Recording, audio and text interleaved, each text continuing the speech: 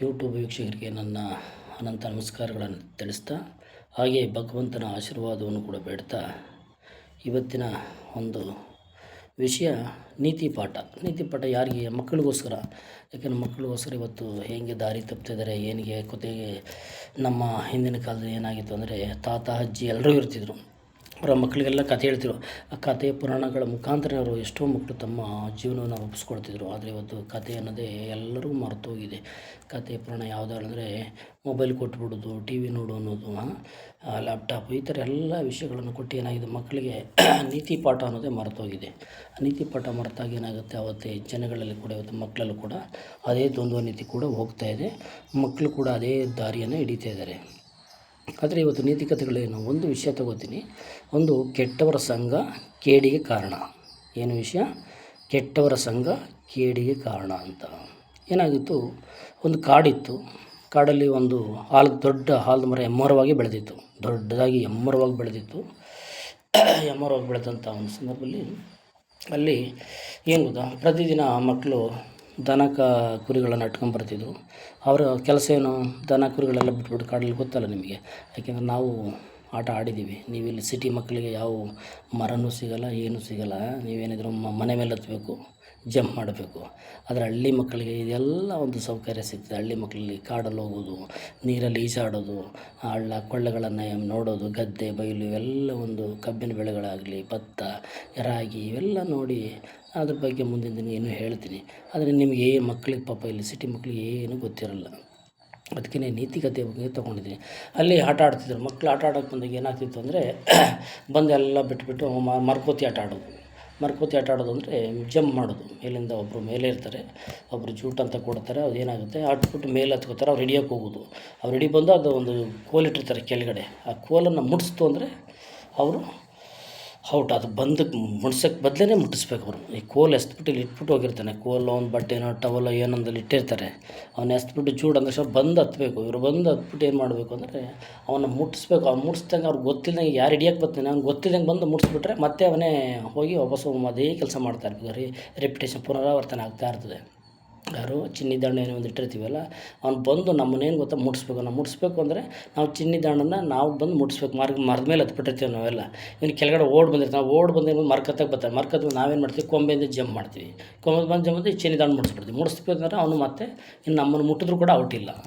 ಅದಕ್ಕಿಂತ ನಾವು ಜಂಪ್ ಮಾಡಿ ನಾವು ಆ ಚಿನ್ನಿ ದಾಂಡನ್ನು ಮುಟ್ಟೋಕ್ಕೆ ಮೊದಲೇ ನಮ್ಮನ್ನು ಮುಟ್ಟಿದ್ರೆ ನಾವು ಔಟು. ಅವಾಗ ಮತ್ತೆ ನಾವು ಆ ಕೆಲಸ ಮಾಡಬೇಕು. ನಾವೇ ಅವಾಗ ಅವರೆಲ್ಲ ಜೂಟ್ ಅಂತ ಹೇಳ್ಬಿಟ್ಟು ನಮ್ಮನ್ನೆಲ್ಲ ಚಿನ್ನಿ ತೊಗೊಂಡನ್ನು ಒಂದು ಎಸ್ಬಿಟ್ಟು ಅದನ್ನು ತಂದು ಇಲ್ಲಿ ಇಡಬೇಕು. ಇಟ್ಬಿಟ್ಟು ಇವರೆಲ್ಲ ಮರ ಹತ್ಕೊಂಡಿರ್ತಾನೆ, ಮುಟ್ಸೋಕೆ ಹೋಗ್ತಾರೆ. ಇವರೇನು ಮಾಡ್ತಾರೆ, ಎಲ್ಲ ಕೊಂಬೆಗಳನ್ನು ಮೂಲೆಗಳದ್ದು ಎಲ್ಲ ಕಡೆನೂ ಹೋಗ್ಬಿಡ್ತಾರೆ. ಮರದಲ್ಲಿ ಕೊಂಬೆ ನೇತಾಡ್ತಾ ಇರ್ತವೆ. ಇಲ್ಲಿ ಸಿಟಿನಲ್ಲಿ ಇಲ್ಲ, ಹಳ್ಳಿ ಕಡೆ ಇರ್ತವೆ.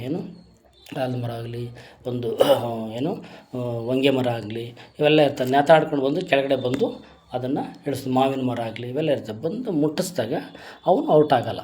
ಇಲ್ಲ ಮುಟ್ಟಿಸೋಕೆ ಮೊದಲೇ ಅವನೇನಾದ್ರು ಬಂದು ನಮ್ಮನ್ನು ಮುಟ್ಬಿಟ್ರೆ ಆವಾಗ ನಾವು ಆಗ ಪ್ರತಿ ಸರಿ ಆತ ಕೆಲಸ ಮಾಡ್ತಾಯಿರ್ತಾರೆ. ಇದು ಮರ್ಕೋತಿ. ಈ ಆಟ ಆಡಬೇಕಾದ್ರೆ ಆಗ್ತಾ ಏನಾಗುತ್ತೆ ಅಂದರೆ, ಮಕ್ಕಳು ಏನು ಮಾಡ್ತಾರೆ ಅಂದರೆ, ಕಡ್ಡಿ ತೊಗೊಂಡು ಚೆನ್ನಾಗಿ ಆ ಮರಕ್ಕೆ ಹೊಡಿಯೋದು, ಇದು ಮಾಡೋದು, ಮತ್ತು ಕೋಲಲ್ಲಿ ಹೊಡಿಯೋದು, ಕೆತ್ತೋದು, ಇದೆಲ್ಲ ಮರಕ್ಕೆ ಹಿಂಸೆ ಆಗ್ತಾಯಿರ್ತದೆ. ಮರ ಏನಾಗ್ತಾಯಿರ್ತದೆ, ನೋವು ಪಡ್ತಾಯಿರ್ತದೆ, ತುಂಬ ದುಃಖ ಪಡ್ತಾಯಿರ್ತದೆ. ಮರಕ್ಕೆ ಏನು ಮಾಡ್ತಾರೆ ಗೊತ್ತಲ್ಲ, ಮಕ್ಕಳು ಗೊತ್ತಲ್ಲ ಏನು ಮಾಡೋದು, ಕಲ್ಲು ತಕ್ಕ ಕೆರೆಯೋದು, ಹೆಸರು ಕೆರೆಯೋದು, ಮತ್ತು ಚಾಕ್ ತಗೊಂಡು ಕುಯ್ಯೋದು, ಕೆತ್ತೋದು, ತಮ್ಮ ಹೆಸರೇ ಬರಲಿ ಅಂತ ಇದು ಮಾಡೋದು. ಇವೆಲ್ಲ ಮಾಡ್ತಾಗ ಏನಾಗುತ್ತೆ ಅಂದರೆ, ಮರ ತುಂಬ ವ್ಯಥೆ ಪಡ್ತಾ ಇರ್ತದೆ, ತುಂಬ ದುಃಖ ಪಡ್ತಾ ಇರ್ತದೆ. ಆಗ ಆ ಮರದ ಒಂದು ಕೊನೆ ತುದಿನಲ್ಲಿ ಏನು ಮಾಡ್ತವೆ ಅಂದರೆ, ಕಾಗೆಗಳಿರ್ತವೆ, ಗಂಡು ಕಾಗೆ ಮತ್ತು ಒಂದು ಹೆಣ್ಣು ಕಾಗೆ ಅಂತ ಇಬ್ಬರು ಇರ್ತವೆ. ಅವು ಈ ವ್ಯಥೆ ನೋಡಿ ತುಂಬ ದುಃಖ ಪಡ್ತಾ ಇರ್ತವೆ. ಏನಪ್ಪ ಮರ ಹಿಂಗೆ ಯಾವಾಗಲೂ ಗೋಳಾಡ್ತದಲ್ಲ, ಇದಕ್ಕೇನಾದ್ರು ಒಂದು ಪರಿಹಾರ ಕಂಡುಹಿಡಿಬೇಕಲ್ಲ ಅಂತ ಹೇಳ್ಬಿಟ್ಟು ಆ ಕಾಗೆಗಳೇನು ಮಾಡ್ತವೆ, ನೀನು ವೃಕ್ಷರಾಜ, ನಿನಗೇನಾದರೂ ಒಂದು ಪರಿಹಾರ ಕೊಡ್ತೀವಿ, ನೀನು ಯಾವತ್ತು ಸಂತೋಷದಿಂದ ಇರುವಂಗೆ ನಾವು ನಿಮ್ಗೆ ಅನುಕೂಲ ಮಾಡಿಕೊಡ್ತೀವಿ ಅಂದ್ಬಿಟ್ಟು ಏನು ಮಾಡ್ತೀವಿ ಅಂದ್ಬಿಟ್ಟು ಅವು ಹಾರೋಗ್ತವೆ. ಹಾರೋದಾಗ ಹೊರಗಡೆಯಿಂದ ಎಲ್ಲ ಒಂದಷ್ಟು ಮೂಳೆಗಳನ್ನು ಎತ್ಕೊಬರ್ತವೆ.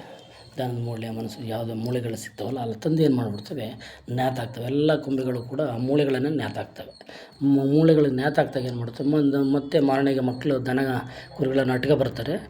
ಬಂದಾಗ ಏನು ಮಾಡ್ತಾರೆ, ನೋಡ್ತಾರೆ, ಯಾವುದೋ ಭೂತ ಪ್ರೇತ ಪಿಶಾಚಿ ಬಂದುಬಿಟ್ಟಿದೆಯಪ್ಪ, ಇಲ್ಲಿ ದೆವ್ವಗಳಿದ್ದಾವೆ, ಈ ಆಲದ ಮರದಲ್ಲಿ ಬೇಡ ಇದು ಸವಾಸ ನೋಡೋಂಥ ಎಲ್ಲ ದೂರ ಉಳ್ಕೊಬಿಡ್ತಾರೆ. ಆ ಮರದ ಹತ್ರಕ್ಕೆ ಬರಲ್ಲ. ಆಗೇನಾಯಿತು ಅಂದರೆ, ಮರ ತುಂಬ ಸಂತೋಷವಾಗಿತ್ತು. ಸಂತೋಷವಾಗಿದ್ದಾಗ ಏನಾಯಿತು, ಈ ಕಾಗೆಗಳಿದ್ವಲ್ಲ, ಹೆಣ್ಣು ಕಾಗೆ ಗಂಡು ಕಾಗೆ ಎರಡೂ ಇದ್ವಲ್ಲ, ಮೊಟ್ಟೆ ಇಟ್ಕೊಂಡು ತುಂಬ ಸಂತೋಷದಿಂದಿದ್ವು. ಆದರೆ ಅವು ತಮ್ಮ ಆಹಾರಕ್ಕೋಸ್ಕರ ಹೊರಗಡೆ ಹೋಗ್ತಾ ಇರಬೇಕಾಗುತ್ತೆ. ಅವಾಗ ಅವು ಹೇಳುತ್ತವೆ ಏನಿಗೆ, ವೃಕ್ಷರಾಜ, ನಾವು ಹೊರಗಡೆ ಹೋಗ್ತಿದ್ದೀವಿ ಆಹಾರ ಹುಡಿಕೊಂಡು ಬರೋದಕ್ಕೆ, ದಯಮಾಡಿ ಇಲ್ಲಿ ಪಕ್ಕದಲ್ಲೇ ಒಂದು ಕರಿನಾಗ ಇದೆ, ಒಂದು ಹುತ್ತ ಇದೆ, ಹುತ್ತದಲ್ಲಿ ಕರಿನಾಗ ಇದ್ದಾನೆ. ಆ ಕರಿನಾಗ ಬಂದರೆ ದಯಮಾಡಿ ಮೇಲ್ಗಡೆ ಬಿಡ್ಬೇಡಪ್ಪ, ಯಾಕೆಂದರೆ ನಿನಗೆ ಸಹಾಯ ಮಾಡಿದ್ದೀನಿ. ಇದು ಒಪ್ಕೊಳ್ಳುತ್ತೆ, ಯಾಕೆಂದರೆ ಇದಕ್ಕೆ ಸಹಾಯ ಮಾಡಿರ್ತವೆ ಮರಕ್ಕೆ. ಈ ಕಾಗೆಗಳು ಗಂಡು ಹೆಣ್ಣು ಕಾಗೆ ಎರಡೂ ಸಹಾಯ ಮಾಡಿರ್ತವೆ. ಮರ ತುಂಬ ಎಲ್ಲ ಬೆಳೆದು ತಂಪಾಗಿ ಚೆನ್ನಾಗಿ ಬೆಳೆದು ಹಸಿರಿಂದ ಕೂಡಿರ್ತದೆ ಆ ಮರ. ಇದಕ್ಕೆ ತುಂಬ ಸಂತೋಷ ಆಗ್ತದೆ. ನನಗೂ ಇದು ತುಂಬ ಸಹಾಯ ಮಾಡಿದ್ದಾವೆ ಅಂದ್ಬಿಟ್ಟು ಏನು ಮಾಡ್ತೀವಿ ಅಂದ್ಬಿಟ್ಟು, ಆಯಿತು ನಾನು ಯಾರನ್ನೂ ಬಿಡಲ್ಲ ಅಂದ್ಬಿಟ್ಟು ಒಪ್ಕೊಳ್ತೇವೆ. ಕಾಗೆಗಳು ಏನು ಮಾಡ್ತವೆ, ಹೊರಗಡೆ ಹೋಗ್ತವೆ. ಹೊರಗಡೆ ಹೋದಾಗ ಅಂಥ ಸಮಯವನ್ನು ನೋಡಿ ಈ ಕರಿನಾಗ ಬರ್ತದೆ ಅಲ್ಲಿಗೆ. ಸರ್ಪ ಬಂದಾಗ ಕೇಳುತ್ತೆ, ನೋಡಪ್ಪ ವೃಕ್ಷರಾಜ, ನನ್ನ ಸಹಾಯ ಹೆಚ್ಚೋ ನಿನಗೆ ಕಾಗೆಗಳ ಸಹಾಯ ಹೆಚ್ಚೋ? ನಾನು ಅವಕ್ಕಿಂತ ನಿನಗೆ ತುಂಬ ಸಹಾಯವನ್ನು ಮಾಡ್ತೀನಿ. ಅವು ನಿನಗೆ ಏನೇನು ಸಾಕಾಗಲ್ಲ, ಯಾಕೆಂದರೆ ನಾನು ಸಹಾಯ ಮಾಡೋದು ನನ್ನ ಸಹಾಯ ನಿಮಗೆ ತುಂಬ ಅನುಕೂಲ ಆಗ್ತದೆ. ಆದ್ದರಿಂದ ದಯಮಾಡಿ ನನ್ನನ್ನು ಮೇಲೆ ಬಿಟ್ಬಿಡು, ನನಗೆ ತುಂಬ ಹಸುವಾಗ್ತಾಯಿದೆ, ನಾನು ಮೊಟ್ಟೆಗಳನ್ನು ತಿಂದು ಬರಬೇಕು ಅಂತದೆ. ಇಲ್ಲ ಅಂದು ಬಿಡಲ್ಲ ಅಂದ್ಬಿಟ್ಟು ಅದು ಯೋಚನೆ ಮಾಡಿ ಸುಮ್ಮನೆ ಮೌನವಾಗಿರ್ತದೆ.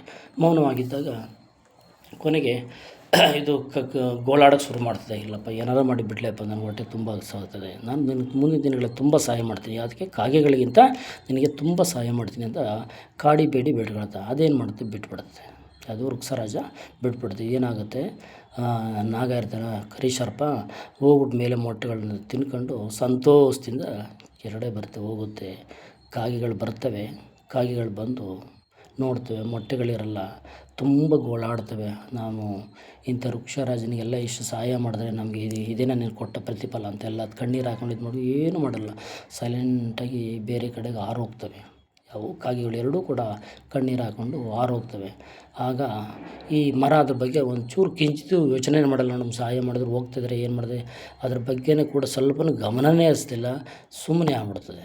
ಕೊನೆಗೆ ಅಲ್ಲೇ ಅದೇ ಪಟ್ರಲ್ಲಿ ಏನು ಮಾಡ್ತು, ಕಾಳಿಂಗ ಸರ್ಪ ಸೇರ್ಕೊಬಿಡ್ತು, ಕರಿನಾಗ ಸೇರ್ಕೊಂಡಾಗ ಪ್ರತಿದಿನ ಅಲ್ಲೇ ಇರ್ತದೆ.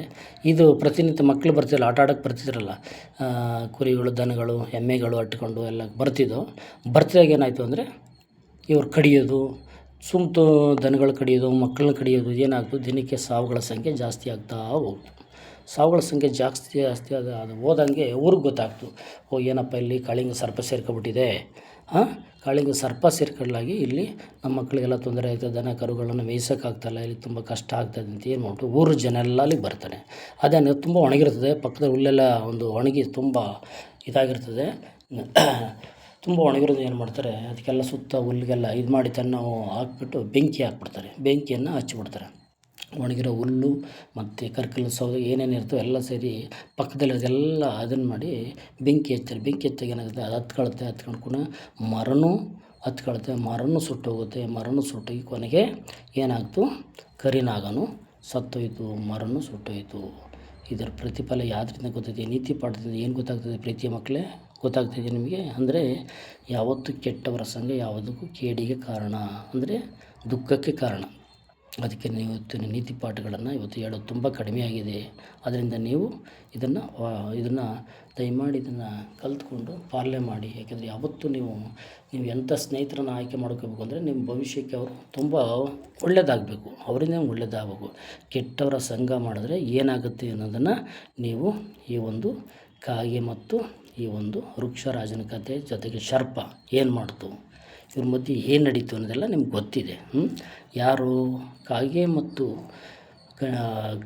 ಹೆಣ್ಣು ಕಾಗೆ ಗಂಡು ಕಾಗೆ ಇವನ್ನೇ ಇಟ್ಕೊಂಡಿದ್ದಾರೆ. ವೃಕ್ಷರಾಜನೂ ಚೆನ್ನಾಗಿರ್ತದೆ, ಮಕ್ಕಳು ಚೆನ್ನಾಗಿರ್ತದೆ, ಮತ್ತು ಯಾವುದೂ ತೊಂದರೆನೂ ಇರಲಿಲ್ಲ, ಮರಕ್ಕೂ ಯಾವುದೇ ತೊಂದರೆ ಆಗ್ತಿರಲಿಲ್ಲ. ಆದರೆ ಅದೇನಾಯಿತು, ತುಂಬ ಆಸೆ ಪಟ್ಟು ಏನಾಯಿತು ಅಂದರೆ ಯಾವುದೋ ಒಂದು ಆಮಿಷಕ್ಕೆ ಒಳಗಾಗಿ ಏನಾಯಿತು, ಅದನ್ನು ಇದು ಸರ್ಪನ ಬಿಟ್ಟಿತು. ಸರ್ಪ ಏನಾಯಿತು, ಮೊಟ್ಟೆಗಳನ್ನು ತಿನ್ಕೊಂಡು ಹೋಗಲಾಗಿ ಕೊನೆಗೆ ಸರ್ಪನೂ ಸಾಯಿತು, ಮರನೂ ಹಾಗೆ ಬೆಂದೋಯ್ತು, ಬೆಂಕಿನಲ್ಲಿ ಬೆಂದೋಯ್ತು. ಇದೇ ರೀತಿ ನೀವು ಯಾವುದೇ ಒಳ್ಳೆಯ ಜನಗಳ ಸಂಘವನ್ನು ಮಾಡಿದ್ರೆ ಮಾತ್ರ ನೀವು ಸಮಾಜದಲ್ಲಿ ಒಂದು ಉನ್ನತ ಮಟ್ಟಕ್ಕೆ ಬರ್ತೀರ. ಇಲ್ಲ ಕೆಟ್ಟವ್ರ ಸಂಘ ಮಾಡಿದ್ರೆ ಇವತ್ತು ತುಂಬ ಮಕ್ಕಳು ನೋಡಿದ್ದೀರ, ಯಾಕೆಂದರೆ ಬೀದಿಲಿ ಅಲಿತಾ ಇರ್ತಾರೆ. ನಿಮಗೆಲ್ಲ ಗೊತ್ತಿದೆ. ಯಾಕೆ ನೀತಿ ಪಾಠ ಹೇಳ್ತಿದ್ದೀನಿ ಅಂದರೆ ನಾನು ನಿಮ್ಮ ಗಮನಕ್ಕೆ ಬರಲಿ ಅಂತ. ಯಾರು ಕೆಟ್ಟವ್ರ ಸಂಘ ಮಾಡ್ತೀರ, ನೀವು ಓದೋದು ವಿದ್ಯಾಭ್ಯಾಸದ ಕಡೆ ಎಲ್ಲ ಗಮನ ಕಡಿಮೆ ಆಗ್ತದೆ. ಅವ್ರ ಸಂಘನೇ ಮಾಡ್ಕೊಂಡು ಏನಾಗುತ್ತೆ, ಭವಿಷ್ಯದಲ್ಲಿ ನಿಮಗೆ ಅದು ಮುಳುವಾಗ್ತದೆ. ಎಷ್ಟೋ ತಂದೆ ತಾಯಿಗಳು ಅದು ವ್ಯಥೆ ಪಡ್ತಾಯಿದ್ದಾರೆ, ನಾನು ನೋಡ್ತಾಯಿದ್ದೀನಿ.